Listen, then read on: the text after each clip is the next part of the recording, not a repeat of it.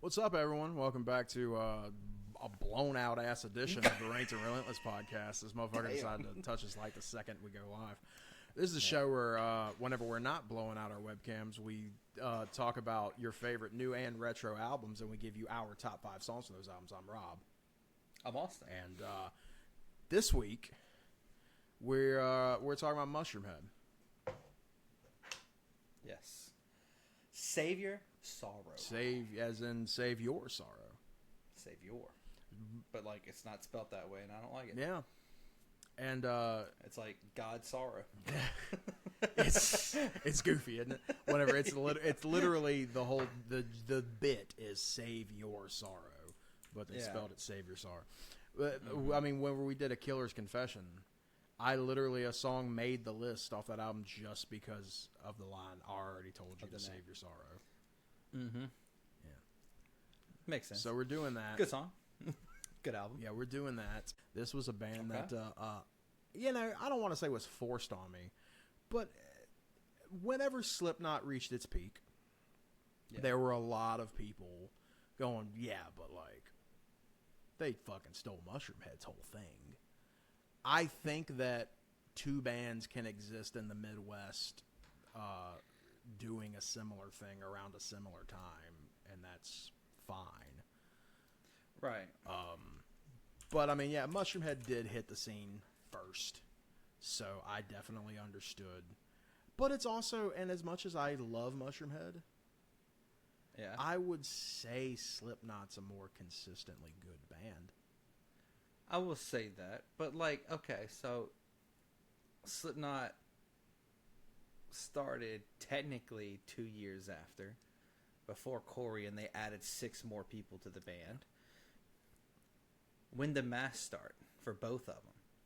Because the Mass didn't start until truly like the year before Corey joined. With Mushroomhead, I believe it was immediate. I think when they put their first record out in '95, they were doing it. Gotcha. Okay.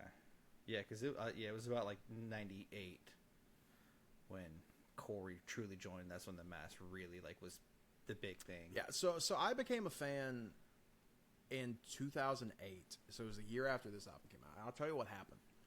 I was playing... you had left the band, so me and you had a band with this other guy named Dan, who was our drummer. Oh, that one. Yeah, you left the... It's like, which you one? were playing bass, you wound up leaving and going and playing with another band at that time. And when that happened, Dan had what he thought was a good idea. And that idea was, hey, there's these other 2 guys that I play in this other band with. We should bring them in to this band. And that happened. And me and the guitar player fucking hated each other. There's no other way to put it. Like, we fucking hated each other. And we wrote all the songs together. And it was a struggle because we were just as different could get. I also am a massive butt rock fan.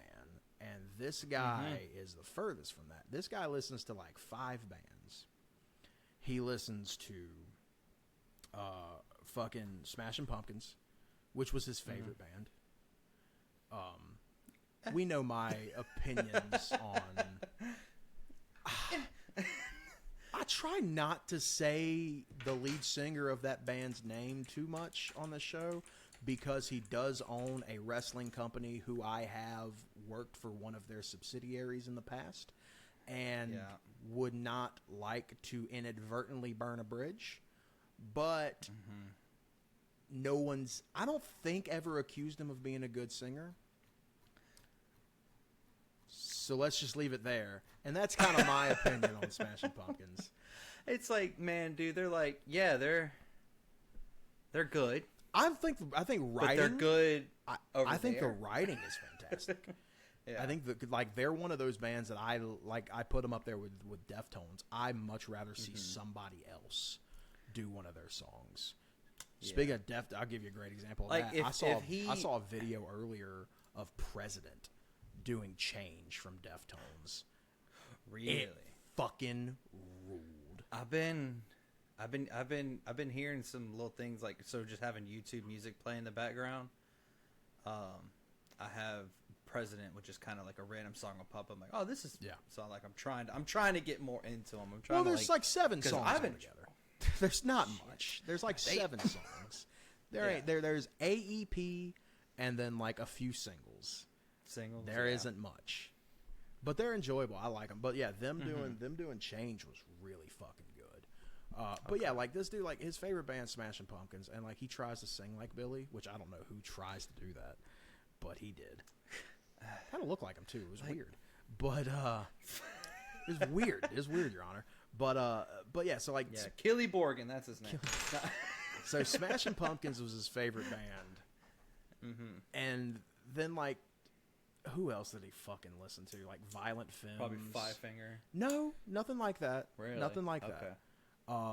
Used to That's bust every my douche balls Southern for listen guy. to bust my balls for listening to Drowning Pool, dude. It was like, this is what you like, and I'm like, the fuck you mean this is good music, dude? Like, If you stray away from the one song everybody knows, they're pretty fucking badass. but like, so like he likes a handful of The Offspring, Smashing Pumpkins, and Mushroomhead. It was like really like it. Anytime we got in the car together, that's what we were fucking listening to. Okay. But So he shows me this, and he starts me with Save Your Sorrow, and was just like, tell me what you think about this, Rob. And Mushroomhead was one of those that, like, there's certain bands when you hear about them enough, you don't want to give them a chance. Because I got sick and tired of, anytime I'd listen to Slipknot, somebody going, oh, fucking Mushroomhead does it better. Like, because then I just don't want to hear it. I don't care anymore because I like Slipknot. Right. I'm sure Mushroomhead's fine, but I don't fucking care. Guess which one's more, at this time especially, guess which one is more readily available to me if I want to listen to them? Slipknot. Right. So he shows me this album and specifically starts me off with Save Us. And I'm listening to it, and I can kind of tell you the vibe I'm getting as I'm listening. Like, a song kicks off. He shows me the video, which is weird. All their music videos are really fucking weird. They lean into the horror movie stuff, and I've never been a horror guy. But I'm listening to the song, and my first impression was like the piano and the bass in the intro, very pretty. Yes. Not really a combo that you get a lot in a heavy metal band, and I'm enjoying that. Jeffrey starts off with two vocalist band. Jeffrey Nothing starts off with the vocals. I learned immediately, and this has kind of been my take on Jeffrey Nothing. He sounds like one of those guys that doesn't actually know how to sing, but is pretty fucking good at just figuring it out. Because you can hear it in his voice, especially in Save Us, whenever he's singing lower and it's that clean delivery, he's a little shaky. But he's got a decent voice. I think it works. Doesn't have much control, but it sounds pretty good. And then Waylon comes in the chorus. And I'm like, oh, fuck this guy. And then they give Waylon that second verse. And I'll tell you when it happens, dude. When that acapella hits and all the instruments drop and Waylon hits that, all alone I hear the angel scream. I went, that's it, dude. I love this. This fucking rules. Whatever happens next, I'm in. This guy can fucking sing, dude. And he was like, yeah, he's the new guy. Like, and shows me the rest of the record. And I'm like, fuck, this is good. And then shows me 13, where J-Man was the vocalist, that's the screaming vocalist before Waylon. And 13's a really good fucking album, too. Like, fucking Sun Doesn't Rise, Almost Gone, like Kill Tomorrow. There's so many great songs on 13 as well. Those two records, 1-2 Punch, 13 and Save Your Sorrow, phenomenal. I then see these guys in 2009, and it's funny. So this band breaks up. It wasn't amicable. It was all very much just, I hate these motherfuckers, and these motherfuckers hate me, and that's fine. So then 2009, we played one show together, and it was February of 2009. That summer, I think it was, Mushroomhead comes to town. They're on the head-to-head tour with Head PE. Head PE is a band that I've accidentally seen live so many times. Because I've seen Head PE live 3 times. I wasn't there to see them either time. They tour with the right people. Right. But it's head-to-head tour. and it's Head P in the main spot. Co-headliner is Mushroomhead, and they're playing at Clicks in Baton Rouge, which is a fucking pool bar. If you go to Clicks now, which I don't know if it's still open, it might be.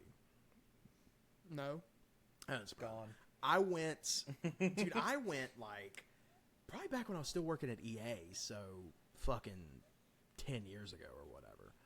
I go with old Shumpert. We go hit Clicks. Yeah. They don't even have the stage there anymore. And I walked in because like it was like you walk in right to the left, there was a stage, and that's where this was. And I walked in now, and I'm like, there's no stage over there. And I'm looking at that whole area. I'm like, how did we fit anybody over here to watch this fucking show? Because like it's such a small bar. It is not a very big bar. Mushroomhead's got like fucking a dozen people in the band. So I don't. So that would have been what year 2009. would that have been? So Had 9 people in the band at that time. Yeah. And they've got the 2 water drums set up, one on stage right, one on stage left. Yeah. It's insane, dude. So I want to preference something that you had mentioned, and I've been thinking about it, and people are like, yeah, you got Slipknot. Well, Mushroomhead did it better. Mushroomhead does. So it's like, here's my thing about Mushroomhead. One of the bands never really ever gave a shot. Mm-hmm. Honestly, probably until today. I mean, of course, Killer's Confession. Yeah. That's as close as I'm going to get without listening to Mushroomhead. Yeah. But, like, throughout the whole album, when you're saying, like, no, don't listen to Slipknot. Why listen to Slipknot? Mushroomhead did it better. It's like, oh, okay, so if we're going to say that, Static X, Slipknot, put together, Mushroomhead. Mm-hmm. But Slipknot and Static X have their own sound. Mushroomhead does both. And that bothers me because Mushroomhead came first. Yeah. It's not like, typically you got like one band that sounds like multiple who came in after. No. Yeah. No. Because you get the more industrial and crazy sounds of Static X, but then like the really heavy, just the screams, the chugging, you do get a little bit from Slipknot and stuff like that and some of the sounds, but it's just fucking crazy to me. It is weird. Yeah, and they were before both of them. It is weird. No, really, I'd say 4-year difference between them and Static, and then like 5-year difference between them and Slipknot if I looked at the dates right. I think the difference, though, is between then and now, and it's crazy that it works this way. I think you would think it would be the other way around. I feel like now there's a lot more preparation that goes into newer bands. Like, they'll get started, and it'll take them a year or two before they kind of start, like, okay, we have a few songs written. Let's see what we can do. We get, like I brought up a second ago with President. Mm-hmm. They've got fucking almost no discography. Like, there's like literally like when they play a show, they're playing every song they've got.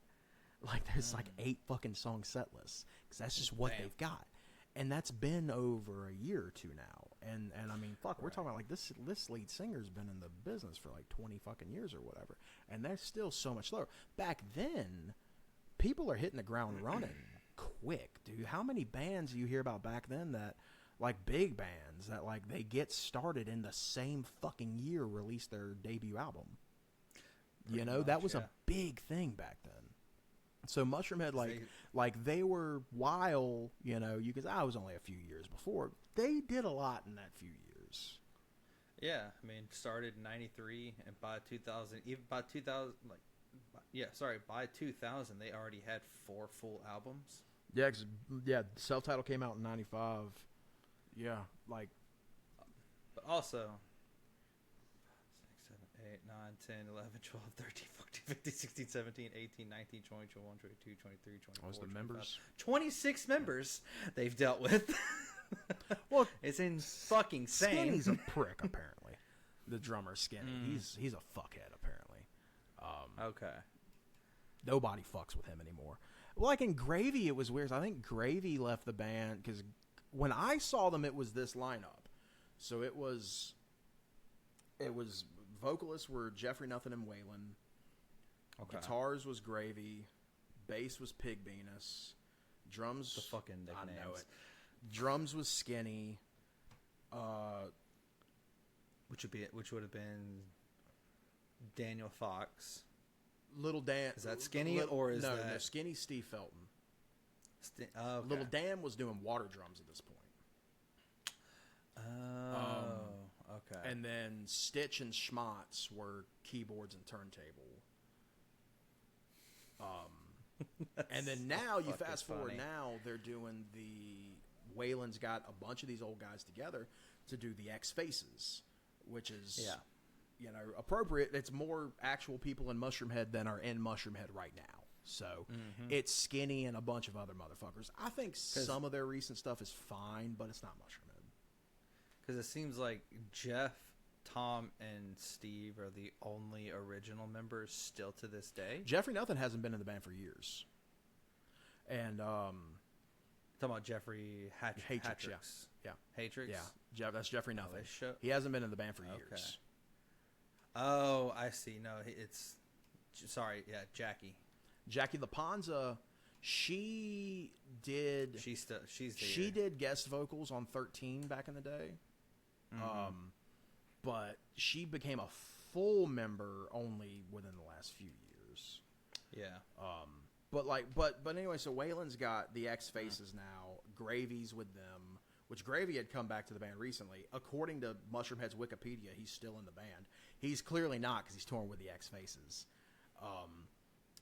Now, who's Gravy again? Gravy's a guitar player, Dave Felton. So Skinny's his brother. Okay. And they got Pig Venus. He's doing some of the X Faces shows. They actually were able to get the... That fucking name. You want to hear a name? They were able to get the original Mushroomhead bass player, Mr. Murder Nickel.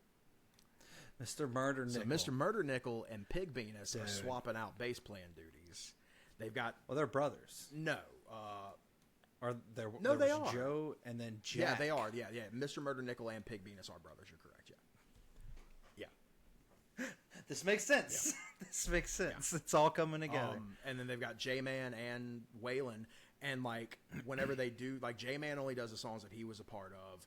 When Waylon does songs with J-Man, even if it's a song that Waylon was also on, because there was a point in time all three singers were in the band, Waylon does J-Man... He does Jeffrey's parts whenever he's singing with J-Man. And whenever J-Man's not on stage and they're doing, like, a Save Your Sorrow song, like when they do, like, 1200... or Simple Survival or something like that, Waylon does both his and Jeffrey Nothing's parts. And it's good. Like, I mean, Waylon's a great fucking singer. You know, they've got Little Dan is playing drums for the X Faces. He also, if I'm not mistaken, is playing with Dope. I want to say he was playing with Dope when I saw him a couple of years ago. There's a lot's going on here is what I'm saying. We can do like a 2-hour video on just the members alone and what they've done, where they are, and like stuff like that. It's insane. Like this is the biggest like discography of members. And I'm surprised that we've talked this much about it because I was like, this is gonna be a quick episode. But there's a lot to cover. There is an awful lot, and I'm trying to get as much Mushroomhead shit out as I can. But like the thing that really like I listened to this album, I really enjoyed it. I heard 13 after this. I really enjoyed that too. When I saw them live. Waylon was such a killer fucking singer.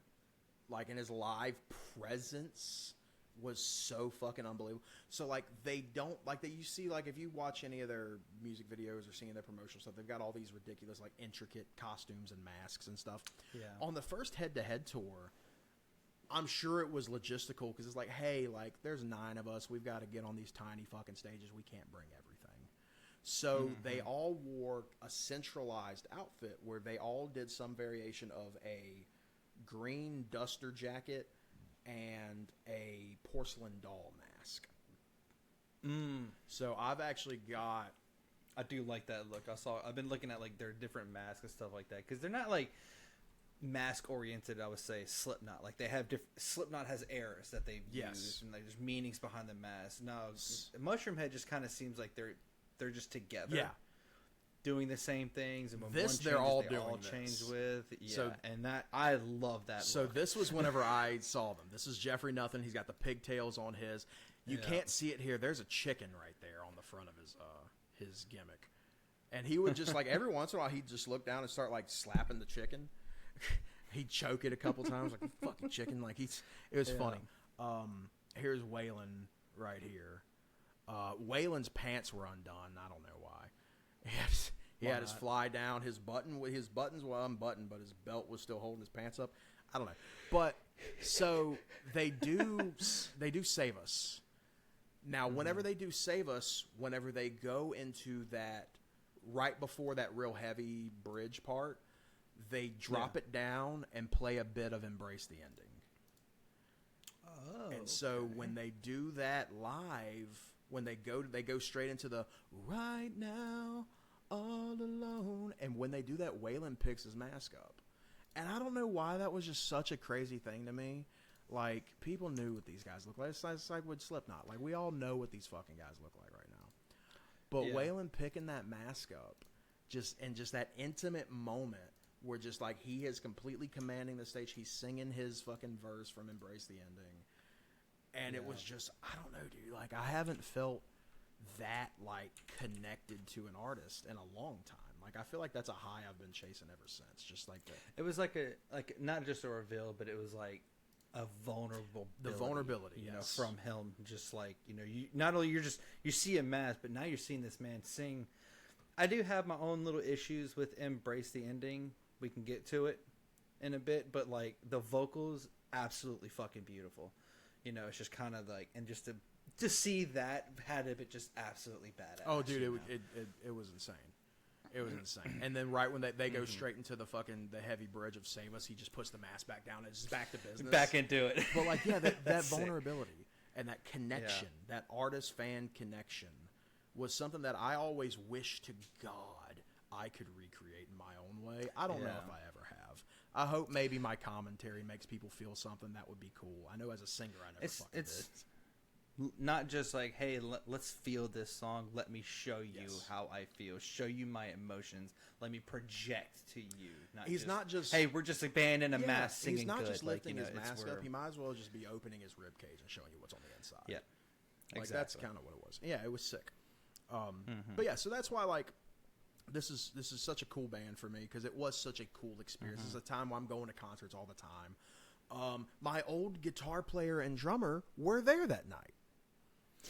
I show up with a homie of mine, and then I see Chris and Dan there.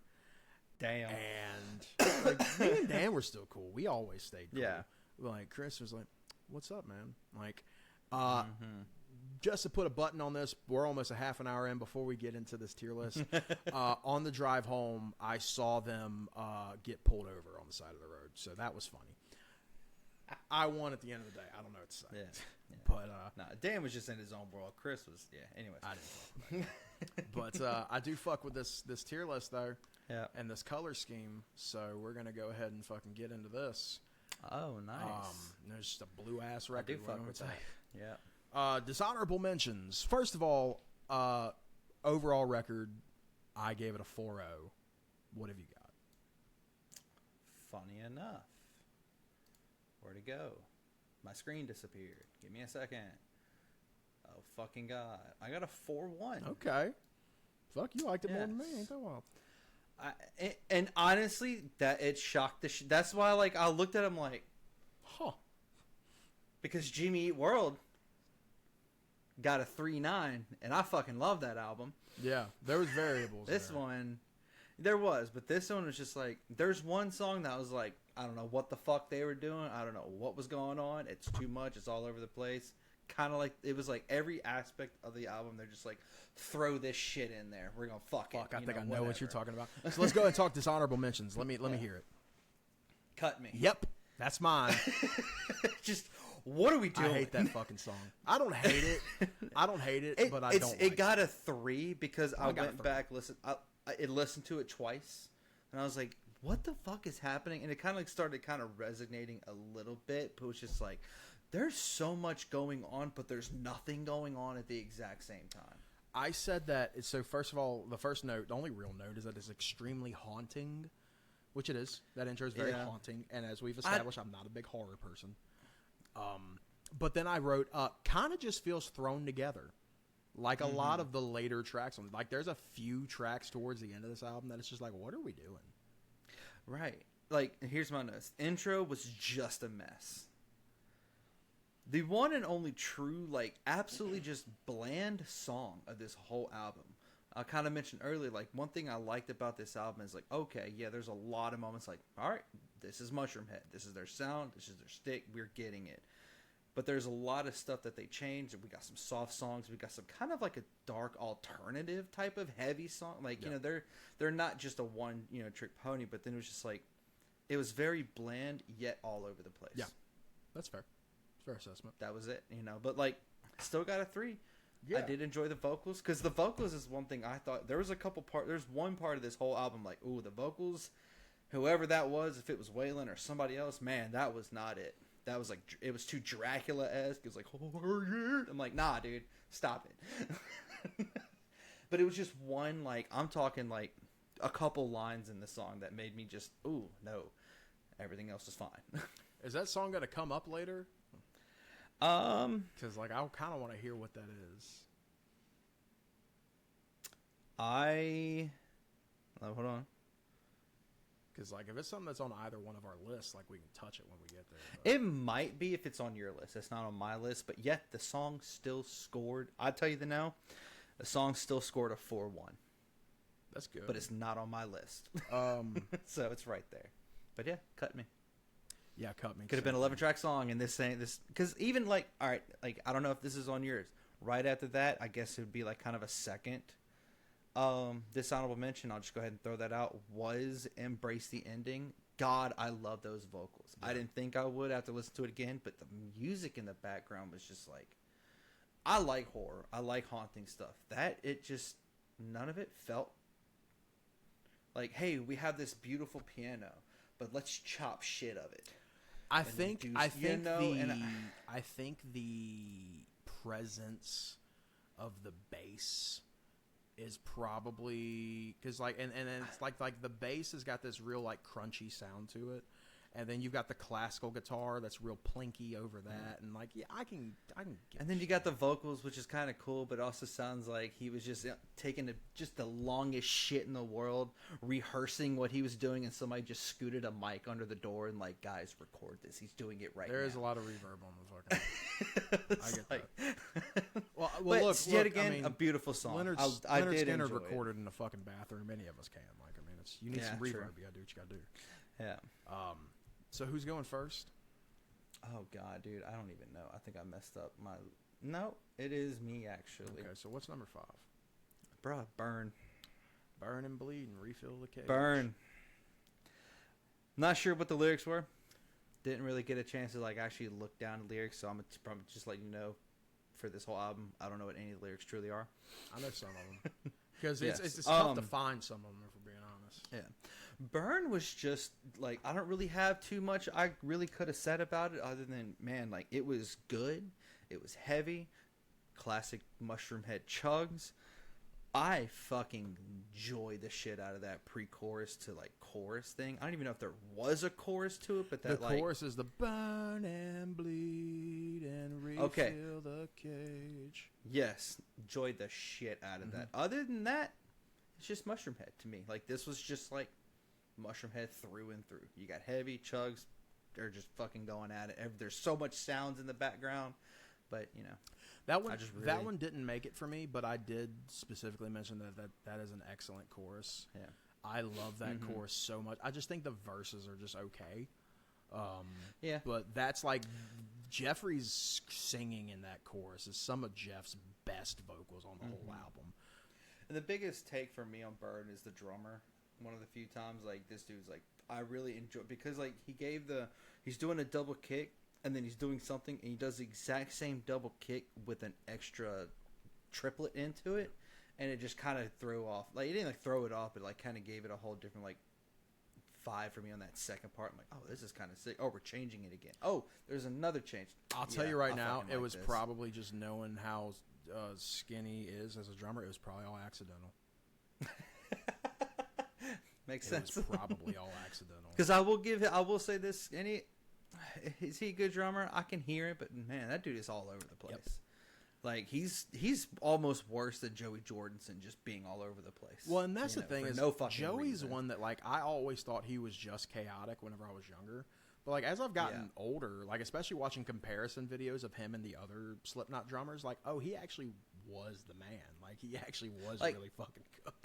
Joey was really good. Not to get away from Mushroomhead. The problem I always had with Joey is whenever he would do his fast, like Tom and footwork type of rolls. Man, bruh, none of it was on time. No. That's where the mess of Joey was, and it's kind of the same with Skinny. Oh, Skinny's it's the same. Skinny's a fucking mess. That's for sure. Yeah, that's for sure. But yeah, Bird. I just enjoyed a good heavy, straight to the face. But yeah, that chorus definitely was great for this song. They might have done Burn whenever I saw them live. I can't remember. They might have. What you got? My fifth is Save Us. Save Us. All Which right. is interesting here because, like I've been saying now, and I think I talked about this very recently, where the song that gets us to listen to a band is usually like, oh yeah, that's going to be number one. And this song didn't do that. Like this one was number 5, which I find I find interesting. Like this was the one that made me a fan, and it didn't get number 1. You've been talking about this one for a good bit throughout this whole podcast. And I kind of figured this would be high up there with you, but it was number 5. Okay. I've never heard a more visceral ballad in my life. That's a good one. Yeah. Like, just, you feel it, man. Like I mentioned with that performance and everything, like, you feel this one, dude. That fucking, when the instruments drop out, all alone I hear the angel scream, my name. So good, dude. Yeah. It's Waylon fucking destroys this shit vocally, man. That's a big difference between him and J-Man. J-Man was really good at the unclean vocals, but that's all he did was the unclean screaming style vocals. Waylon has range. Waylon also gets Jeff to scream a little bit on this album, which is kind of cool. But Waylon, like this song in particular, you kind of see everything he's got. Because he's got the real soft, clean vocals in the chorus. You get a little bit more grime on it in the chorus, but like the verses are real smooth, a little bit more distortion on his vocals in the chorus. Then you get to that bridge and he's just straight up screaming. Like, and you get to see kind of what all Waylon has all in one song. And just everybody just kills it. Save Us, really good fucking song. What have you got for 4? Whew, bruh, it is 1200. The mother of nothing. I love this song. Yet again, we do this almost every other, if not every fucking episode. A fucking killer ass intro, dude. I thought this one, whenever I first heard this one, I was like, yeah, this is going to be my number 1. You know, just how, and here it is. Forgot how Static X they sounded when I first listened to them. Dude, just the heaviness is fucking killer. The vocals, I don't know who's doing what. That's the fun thing about this song is that and it's kind of crazy that it's the opener because they kind of subvert expectations where it opens with Waylon doing the cleans. That's Waylon. And then that first set of screaming, the mother of nothing, that's Jeffrey. Damn. And then it's so fucking good, though. And then when they then Waylon takes the screams back when it goes to the I hope you like what you've done to me. Like they kind of go back and forth. And it's like that, like, I don't want to just do it like that. That's not the guitar. That's just whatever industrial effect they got in the background. It just. Can I tell you what's funny? When they do this live, it's like when the X Faces and whatever play it live, because there's that just noise and like sample shit going on in the background. Waylon live does like a human turntable kind of sound effect with his vocals, where it just goes like it's wild, dude. Because like the guitarists in this song, they're just doing dun dun dun dun dun. Like they're just, it's the most like kind of, they're not really doing anything crazy, but it's just that extra shit in the background. It makes them badass. It makes this song badass. Yeah, fucking loved it. Yeah, 1200 is really good, dude. Yeah, my number 4 is Embrace the Ending. Embrace the Ending. So I never want to do a part 1 and a part 2 on the same list, but I just couldn't help myself, dude. Like it's fucking. I get what you're saying about like vocally it's so good, but like instrumentally just doesn't really do it for you. I understand it, and I can get why. Yeah, and I'm a sucker. You know me. Like, I got a lot of post-hardcore. I got a lot of, very heavy metal bands that do, like, that soft ending. And I love a soft, like, just that random, like, why is there, like, an acoustic song? We just been screaming for 50 minutes, and now we get this. Like, I'm a sucker for it.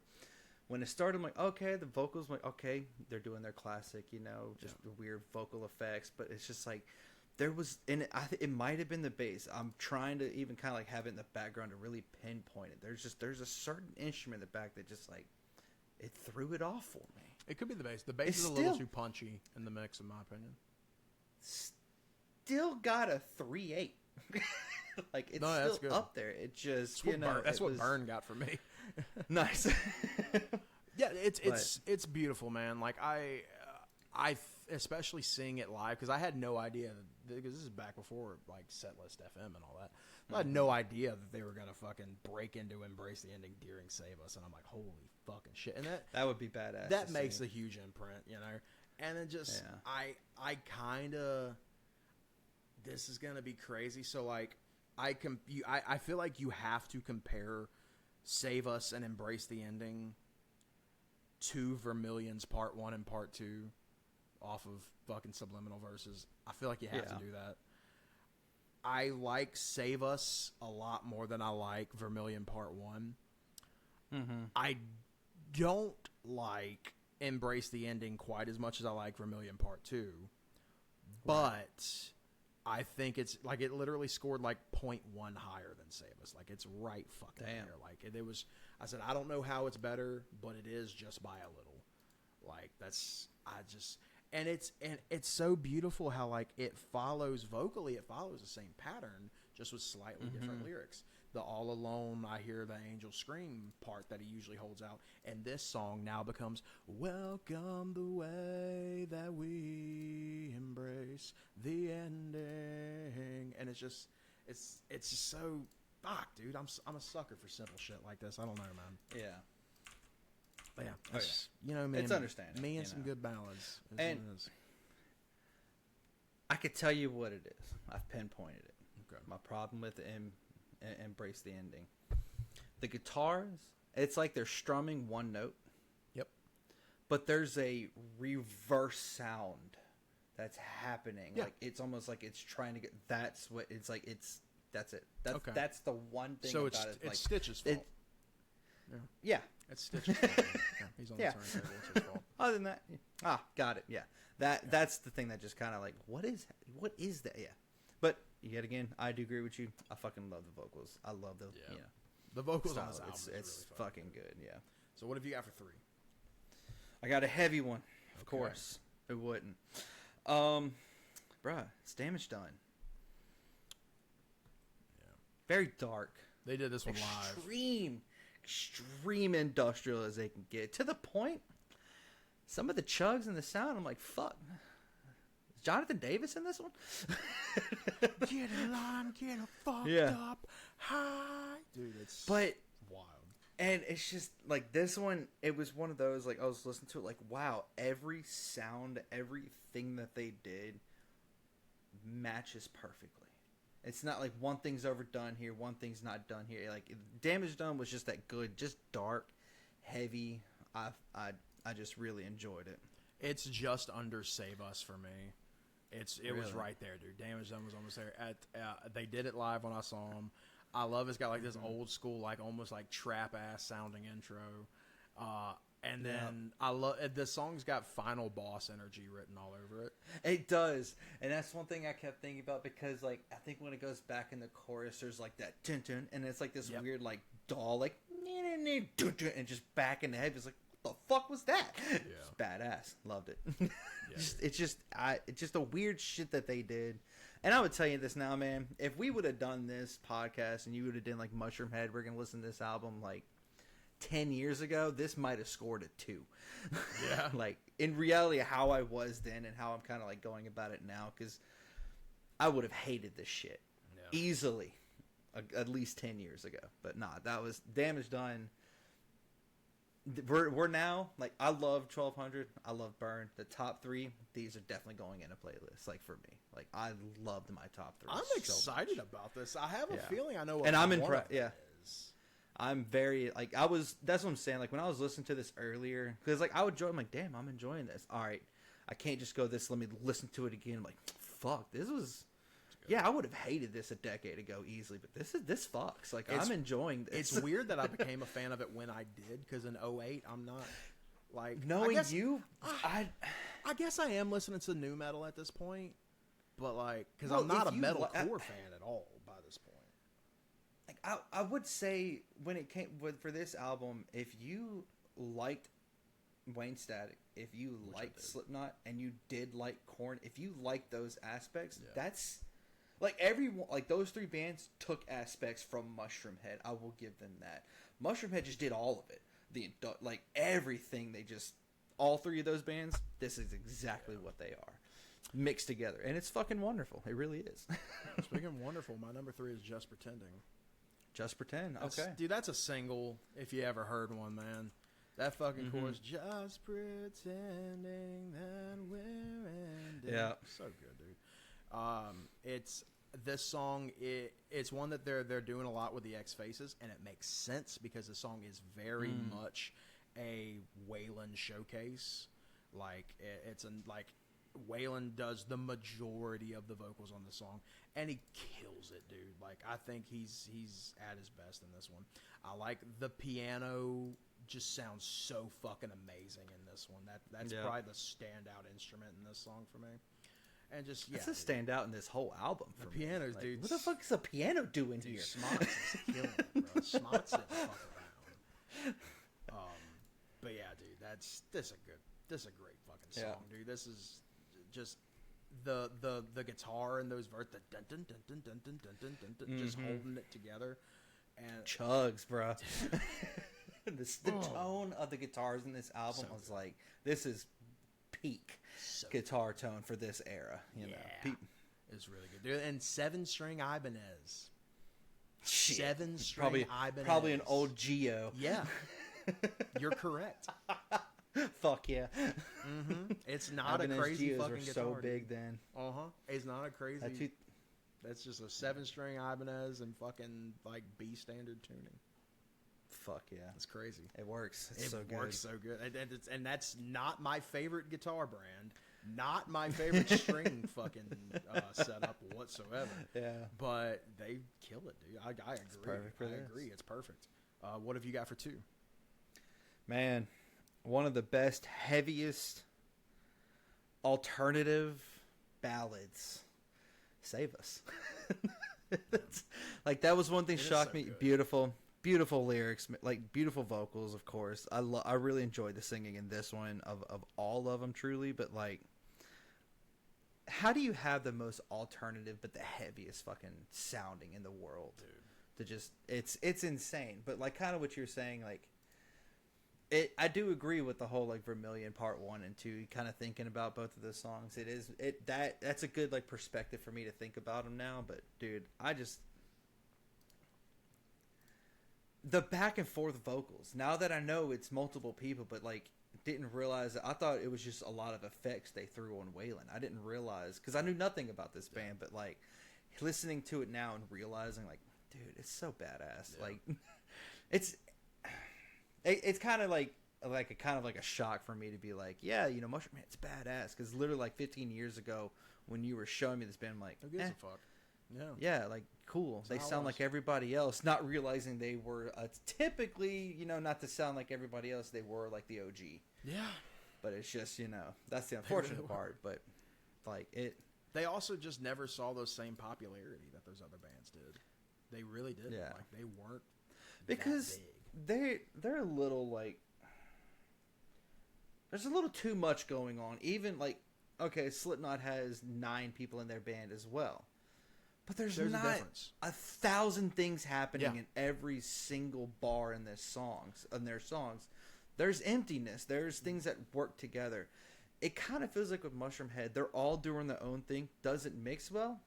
Yes, but they're all doing different shit. Yeah. Instead of everybody's like just kind of doing the same. But it's, I'll give you an example of that. Look at Slipknot, and this is where it's a little more cohesive, because it's, for the most part, it's drums, guitar, and bass, and then pretty much, whatever Sid's got layered. R.I.P. I guess. Fucking Sid's not in the band anymore. Whoever the fuck takes his spot. But whatever the turntables got layered in the background. Clown, I mean, look at Duality. Clown hits the keg all of 8 times the entire song. Him and Craig, that's what they did. Craig did backing vocals mostly, but Clown was just the face. Yeah. Clown was the stage presence, and that's one thing he did great at. He's basically, and this is after meeting he's percussion. After meeting him and understanding how their band works from having to work with them with that whole pack at Hi-Res. He's very much like the manager. He's all decisions go through me. It's his band. In reality, it is his. It's. I'm sorry. Let's call it for what it is. It's his franchise. Yeah. But the thing, I do agree. One thing that I think Slipknot does better is that not everybody needs to be doing something at all times. Whereas in Mushroomhead, everybody's kind of trying to coexist at the same time, and sometimes it's a little overwhelming, because it's okay, where the fuck is that sound coming from? I agree. I absolutely. If there is a downfall with Mushroomhead, it's that. Yeah, but understanding their sound, it makes sense. Yeah. Speaking of making sense, my number 2 Mm-hmm. makes all the sense in the world to me. It's Simple Survival. Simple Survival. Okay. Dude, Simple Survival fucking kicks ass, dude. Just that high ass energy, the vocal layering in the outro fucking kills. The vocals all in general. There's another one, Waylon fucking destroys in this song, dude. Just so goddamn good. Jeff's verses are good and everything. Push the colors from the makeup. That's cool. And the guitar just the guitar is really fucking badass in this one. But just when Waylon comes in with that, I said, you're the only one, dude, I'm in. Whatever happens here, whatever happens next, you got me. So who's doing Push the Colors from the makeup? Jeffrey Nothing. Yeah, this is the song I was talking about. Okay. And that's the one part of the song that this is my number 6.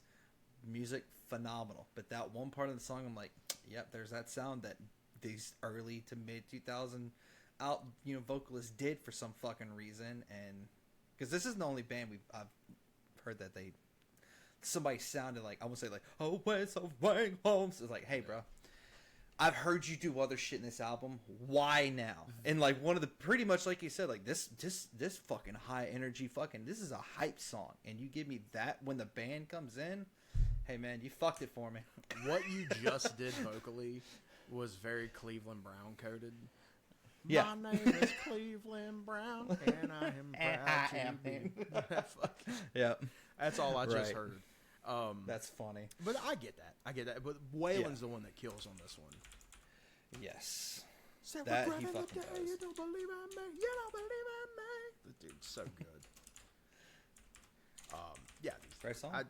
Simple Survival kicks. I've used it in a video package before at TWE. I had to. It's nice. It's the fucking banger. I have no fucking clue what your number 1's gonna be. It was the most interesting, badass sound for me. Can I guess? Yeah, because it's on your list. Oh, is it? I'll throw that out there. Yeah, it's on your list. Oh, so is it Just Pretending? You damn right. Dude, that intro with the piano and the Skinny. All right, this is the one true time I'm like, damn, Skinny fucking getting in there.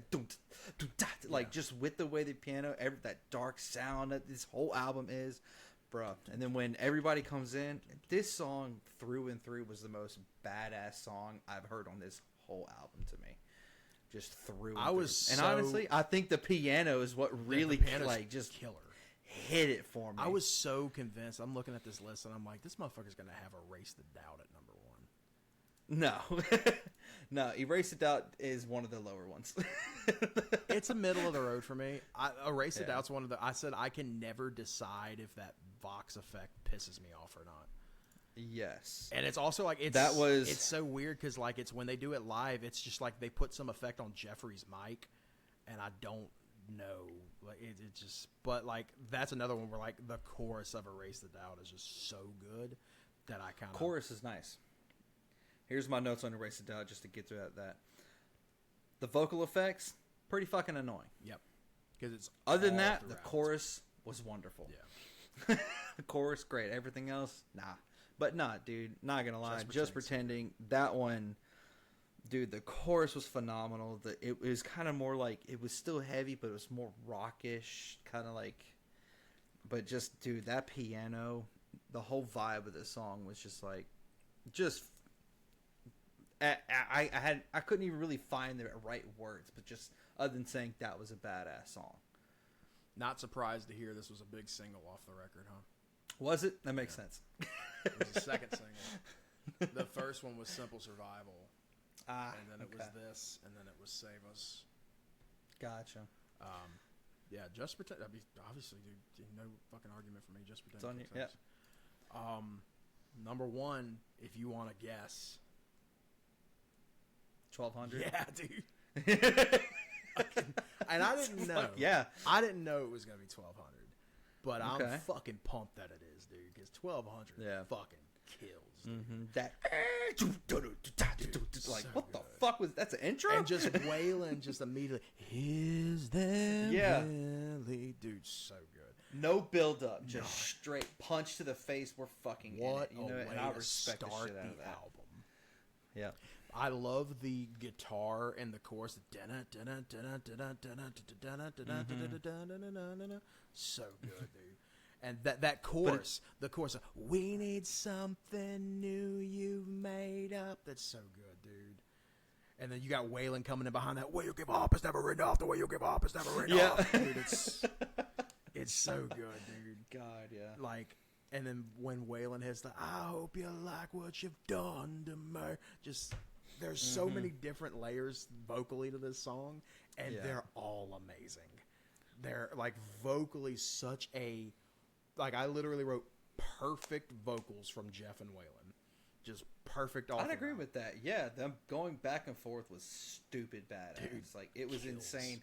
Listen to the rest of this album, and, like, they do their own thing, but, like, to mix together, this is their best together. Yeah. You know, it felt. Yeah, and I had no idea this would be number one, dude. I thought going into it, like Simple Survival, I could have saw. Save Us, I could have saw. I did not see Embrace the Ending even making the list, but just listening to it in this run, I just felt it. Right. So let's go ahead and put this together. Not that big a difference. That More big. than yeah. Just Pretending is going to get number one, which rules. I fucking love that. And that's going to put 1200. I'd say at number two with being 1 and 4. Love that. Save Us got Save 2 Us, and 5. 3. So yeah, Save Us going to go 3.